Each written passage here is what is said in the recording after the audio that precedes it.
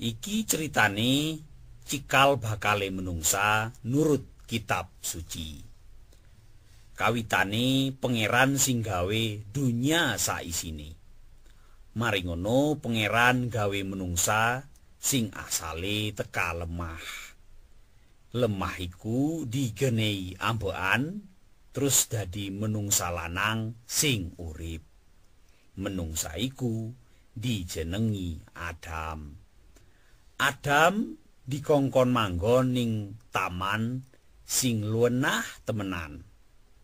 Tandur tuwuh paran wae ana.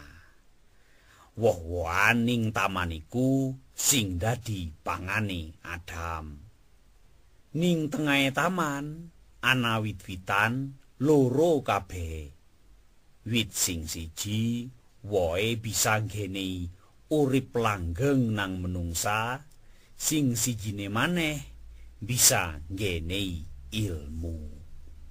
Mari ngono pangeran guneman nang Adam. Sak kabeh woh-wohan ning taman iki kenek sirapangan. Tapi ne woh sing bisa nggenehi ilmu aja sirapangan. Nek sira nglanggar perintah reang terus mangan woh iku, sira bakale mati. Terus pangeran mikir, ora apik nek menungsa iku urip dhewean. Terus pangeran nekaken saanane kewan nang Adam.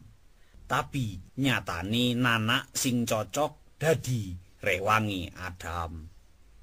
Terus pangeran gawe Adam keturon entah wong kesirep.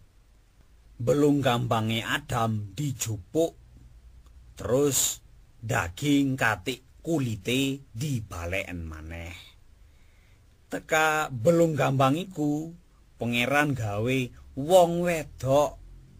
Pas Adam deleng wong wedok iku, Adam seneng temenan. Terus guneman. Nah, iki cocok dadi rewange reang merga dijupuk teka belum gampangi reang dewi. Adam karo wong wedok iku pada muda blejet tapi ora rumangsa isin. Nurut pangeran, kabeh sing wis digawe iku mau pancen apik temenan.